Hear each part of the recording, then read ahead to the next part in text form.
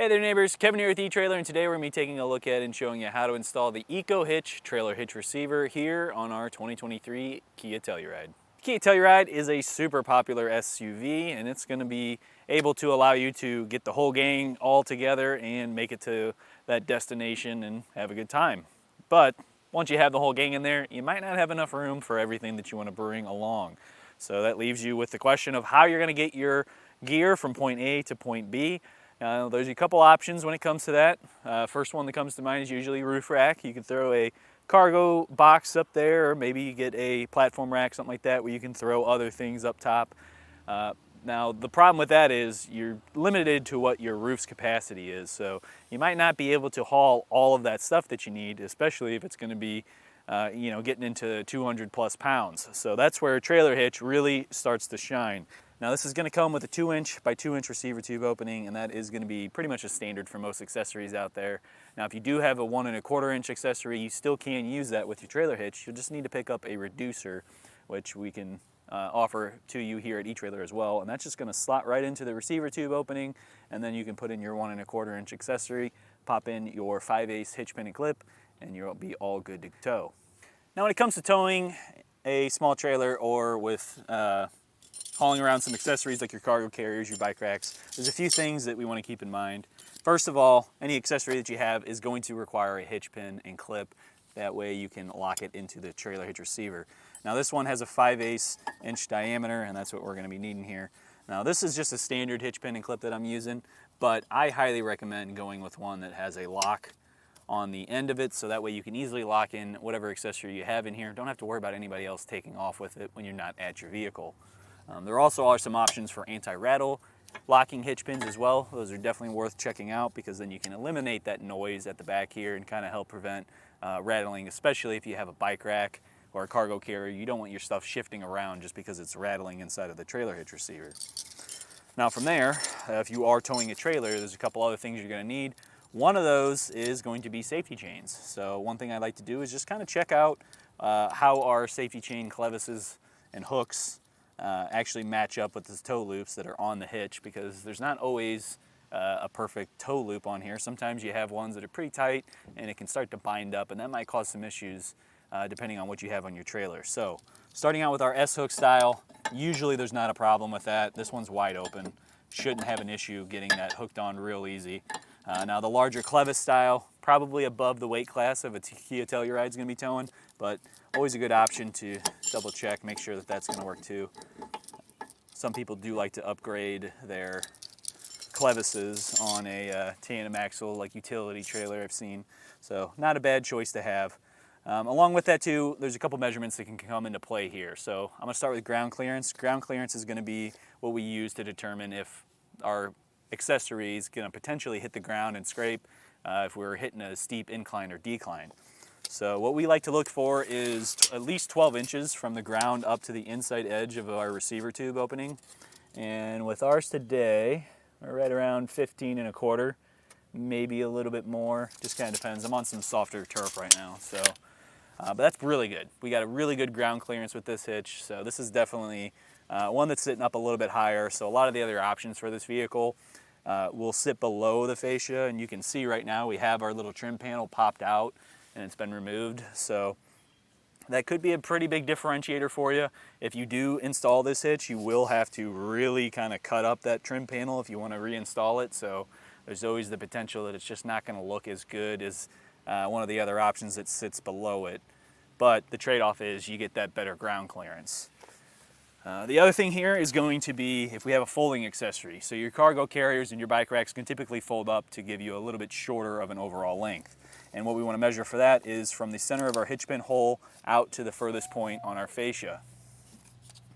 So with that, we're at probably 3½, 4 inches. We'll just call it 4 inches just to be safe. So what you want to do is go to the accessory that you have that's folding, fold it up, and then measure from the center of the hitch pin hole on the shank of that accessory to the closest part when it's folded up. And if you have at least 4 inches, if not more, you know you'll be good to fold it up and not have to worry about it hitting your fascia. Now, opening your lift gate can be a different story. Some of these might still swing out a little too far to where it could potentially contact that rack or cargo carrier. So make sure that you're slowly opening that yourself. Don't use the automatic opening if you do have that.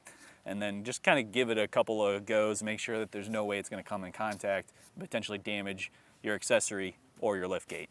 Now in terms of weight capacity, our trailer hitch receiver here is going to have a 750-pound tongue weight capacity, which is the downward force on the inside bottom edge of our receiver tube. And that is going to be your cargo carriers and your bike racks. So that's a much bigger capacity than what our roof rack's going to come with, because most roofs typically are listed at a maximum capacity of 165 pounds. So that versus the 750 you can put at the back, major difference there. Now keep in mind, just because it has that capacity doesn't mean that your suspension can handle all that. So you will probably start to see some sag. You might want to look into some other suspension enhancement options as well to kind of help deal with that, so that way you're still traveling safely and properly balancing that weight between the front and rear axles. And then along with that, if you are going to be towing a trailer, this is going to have a 5,000 pound gross towing weight capacity, and that is going to be the, like I said, pulling a trailer weight, which probably going to be over what our Telluride can actually handle. So make sure that you're double checking your owner's manual and figuring out what exactly your vehicle is capable of towing, and then staying within that, so that way you don't end up damaging your vehicle and anything you have behind it. Now, as far as installation goes, Kia Telluride, one of the easiest cars on the market to install a trailer hitch on. There's really no specialty tools or anything extra that you need to do this. You can honestly do it in just a few minutes. So this is one I definitely feel like you can do yourself at home. But if you don't have a torque wrench, or maybe you just don't have the time to get the trailer hitch installed and you've got an important trip coming up and you just want to get it handled by somebody else, definitely feel free to use our dealer locator, and you can enter in your zip code to find a shop near you and get it professionally installed. If you are wanting to do this yourself, then stick around and I'll help walk you through the process. To start off our installation, we're going to want to first remove our spare tire so we have some more room to work with here. I've already gone ahead and done that, and we're down below our vehicle here. Now there's going to be 3 rubber isolators that we're going to need to remove, but before we do that, we want to make sure that we grab a cam strap, and we're going to hook this onto our coil springs and just bring it across to the other one. Now this strap's going to help support our exhaust once we remove these rubber isolators, so that way it's not going to put all of that weight at the back here and potentially damage our exhaust. So to get the isolators off, I like to take some silicone lubricant and spray that on each one of the posts. So there's one right here back by the passenger side rear wheel, tucked away, just a little hidden. One here at the very end near our exhaust tip, and then one also here at the back cross member. So getting these off, you can use a pry bar. I have a isolator removal tool too, so I'm going to be using that today. And it's simple as just popping it off the post, kind of pushing the isolator out of the way. Now this one over here can be a little bit more challenging sometimes, but still not really that bad.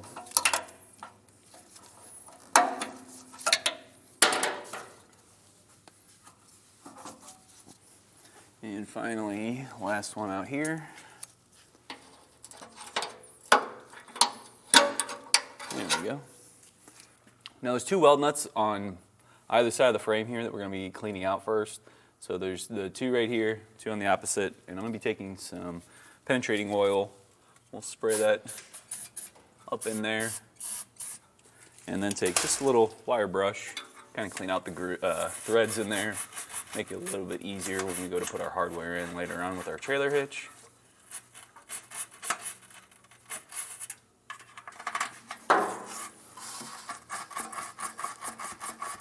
Now on the driver's side, there's going to be this plastic cover right here. We're going to need to remove that as well, because when we go to put our hardware in through our frame rail here, we're not going to have a lot of room to get up there and get to the other side of it.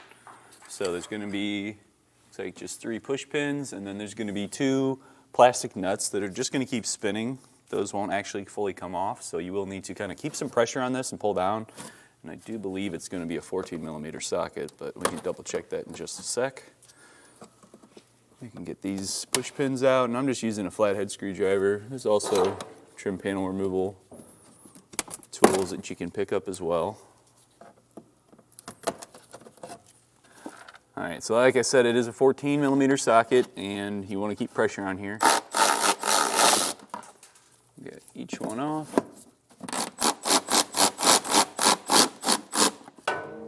pops back up on it.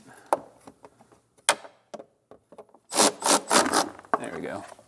So here's those plastic nuts I was talking about. They'll just sit there and keep spinning on you. So you have to keep that pressure on to get them fully off. But now you can see we've got plenty of open space. Here's also where our wiring is typically going to tie in. If there's a factory connection point, it's usually right here. It doesn't look like there is on this model, but there's also a grommet right here which we would use to get up into our taillights, because there's probably going to also be a plug-in kit or splicing kit option for you. That way you can just tie right into your taillights, have your 4-pole and 7-way come right out here, and then just hook right up, have it mounted up to your trailer hitch so you got a nice convenient spot for you to hook into. All right, now that we have our exhaust lowered, everything's all ready to go here. We've got our weld nuts cleaned out. It's now time to remove our centerpiece here as well. So this trim piece, you can trim it to cut around the receiver tube and have it look a little bit neater. We're just going to leave it off. We don't want to cut it just until our neighbor is absolutely certain that that's what they want. But I'm going to take my flathead screwdriver once again. We're going to pop out 2 push pins. Set those aside, and then we should be able to unclip our panel here. Let's double check we don't have anything else inside. Nope. Okay, so on the inside you got 2 clips right here and here. You can kind of pull on them on the inside to help push them through. There we go. Same thing on the other side.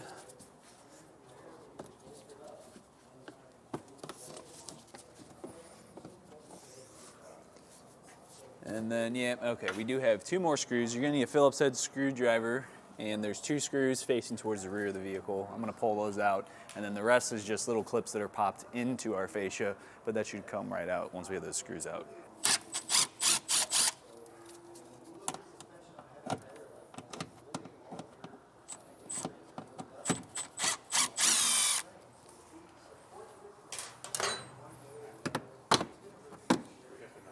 There we go. You can see this is where those 2 screws are tight into, these posts right here. Now I've got an extra set of hands here with Aiden. We're going to lift our hitch up into place. Now you got your M10 hardware that's going to go into the bottom, or you can throw your 1/2-inch hardware through the frame rail. Now on the passenger side, it's a little bit harder just because we have a heat shield in the way. If you are doing the 1/2-inch hardware, make sure you throw a flat washer on first. I'm going to pop that in, and what I like to do is get that washer kind of towards the threads on here just to pass by the heat shield. And this is going to be a little bit of a fight. I usually have to tap this in with a punch or just flathead screwdriver on the back and give it a few love taps with a mallet. But you can see right here the heat shield's catching on the bolt head. There we go. Slot that in. Now that'll help hold it up. Now we can take our time. We're going to get our M10 hardware in too, and you might want to leave the 1/2-inch hardware loose. Don't tighten it down before you put these in, just in case you need to kind of wiggle the hitch around to get it lined up properly.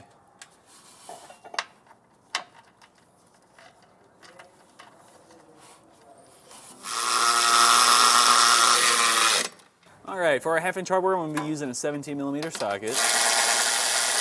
We're going to get these snug down.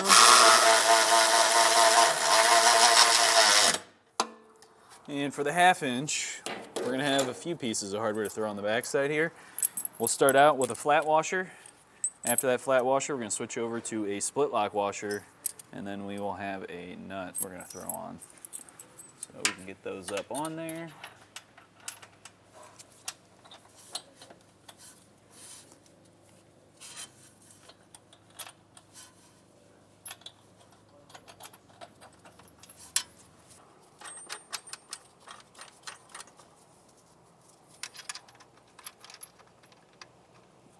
For our 1/2-inch hardware, we're going to be using a 3/4-inch socket and wrench.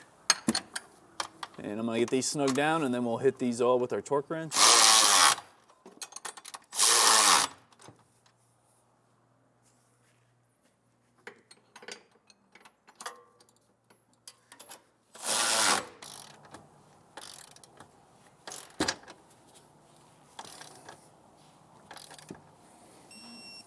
So like I said, our neighbor wasn't sure if they really wanted this cut yet, so just kind of wanted to go over what that process would kind of look like here.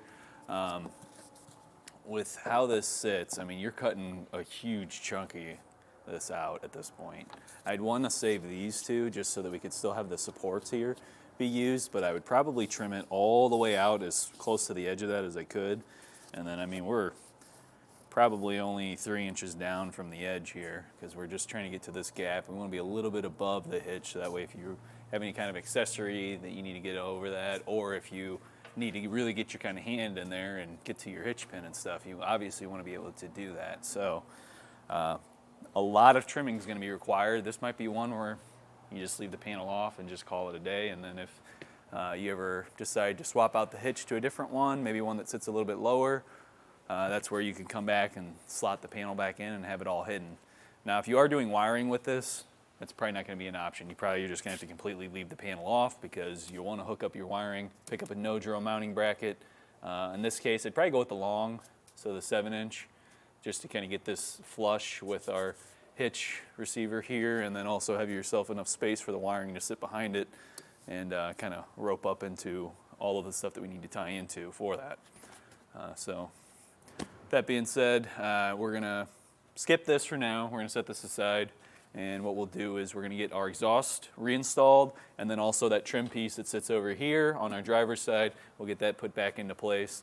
Now, I did want to talk about that too, because on some of these models you'll find that there's not really a good cutout in it, but on this one they actually did. It's very rare that I see the cutout actually already in there, because those bolts that we put in for our hitch are going to need to have some extra room, and that's exactly where this comes into play. So I can actually put this up without having to trim it,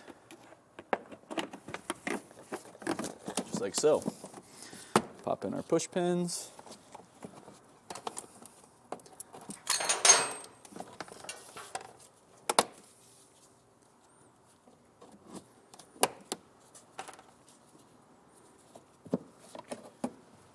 And then, like I said, just reinstall your rubber isolators for your exhaust, remove your cam strap, and then you can throw your spare tire back up, and that's going to do it for your install. My name's Kevin. If you still have some questions about what's going to be the right trailer hitch receiver for your Kia Telluride, please feel free to reach out to us via our Ask the Experts link, a comment on this video, or a phone call to our customer service department, and we'd be happy to help you out on your journey.